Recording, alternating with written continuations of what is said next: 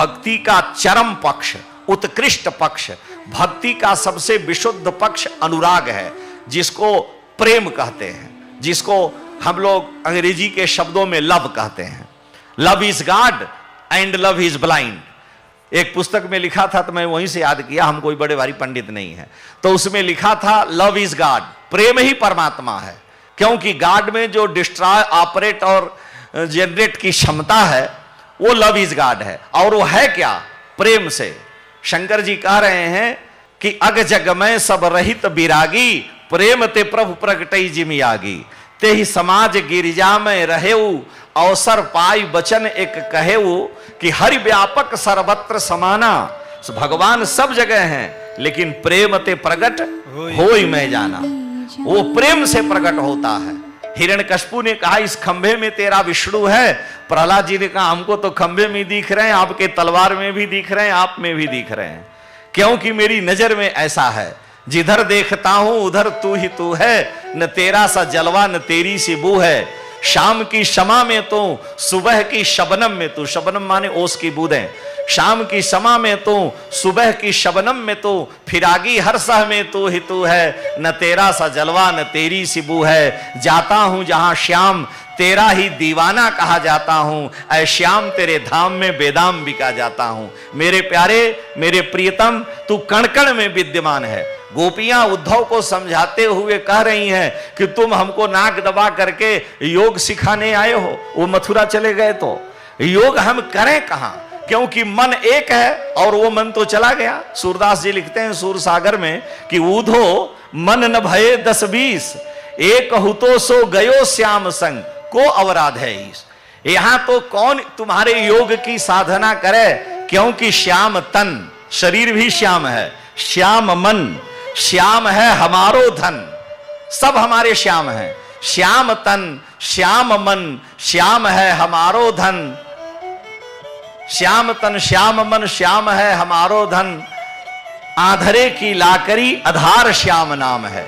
श्याम हिये श्याम तिये, श्याम ही बालक है वो भी हृदय में। श्याम हिये श्याम तिये, श्याम बिनु नाही जिये, श्याम सुखदाई सो भलाई शोभा धाम है। ऊधो तुम भये बौरे, ऊधो तुम भये बौरे, पाती लेके आए दौरे, योग कहां राखें यहां रोम रोम श्याम है। जित देखूं तित श्याममयी है।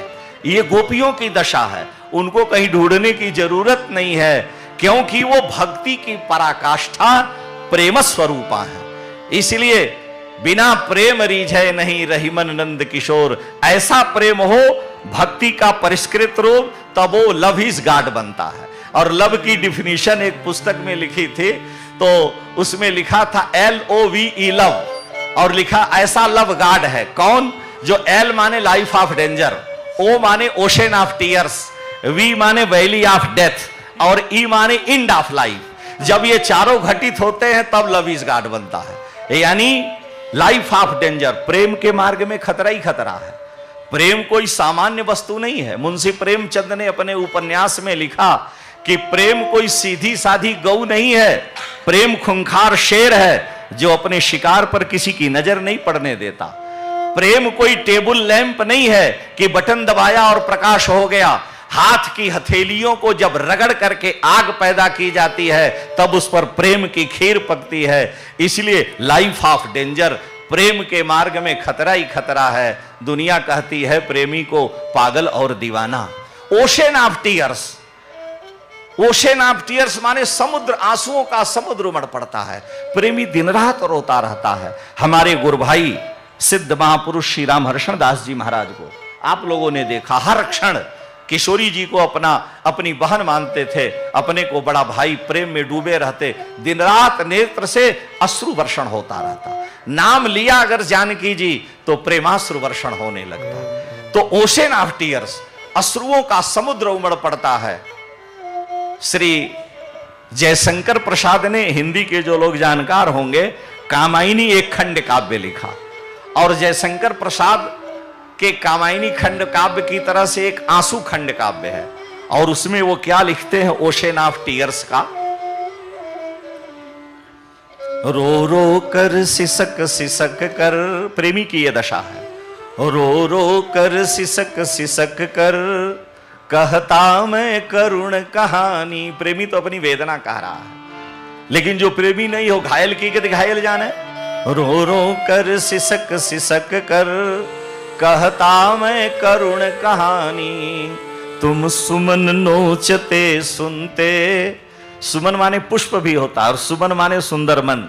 रो रो कर सिसक सिसक कर कहता मैं करुण कहानी। तुम सुमन नोचते सुनते करते जानी अनजानी। वो बेचारा रोता रहता है।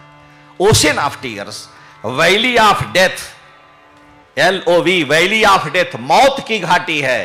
प्रेम का मार्ग मौत की घाटी है, सामान्य नहीं है।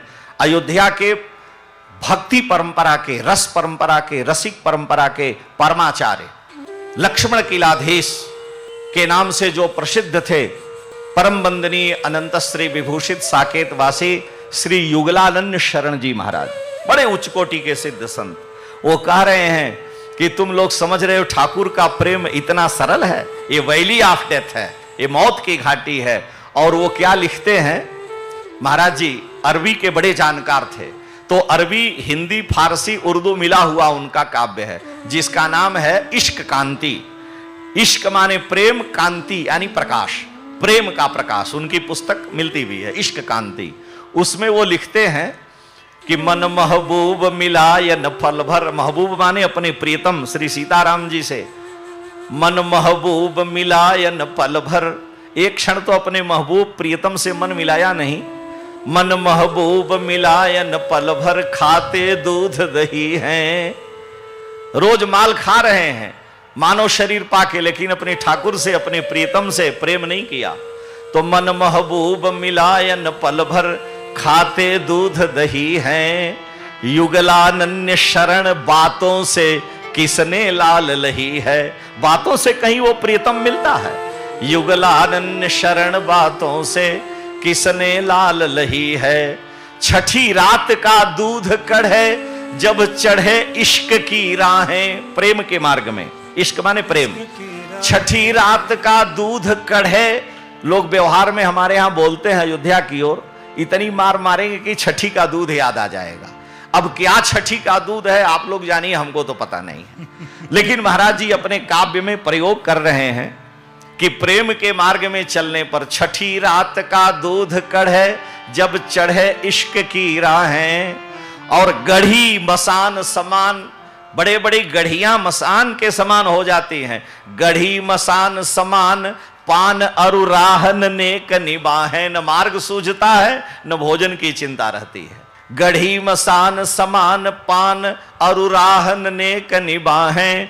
पढ़ी पढ़ाई बात न सूझे, सब भूल जाता है। पढ़ी पढ़ाई बात न सूझे छावे आह अथाहें, वो आहे भरता रहता है। पढ़ी पढ़ाई बात न सूझे छावे आह अथाहें।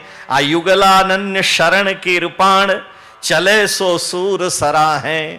पैनी तलवार कृपाण पर चलना जिसे कठिन है, और उसके ऊपर जो चलता है वैली ऑफ डेथ, प्रेम के मार्ग में मौत की घाटी है वो, इसलिए उस पर चलना उतना कठिन है, कृपाण के मार्ग पर चलना।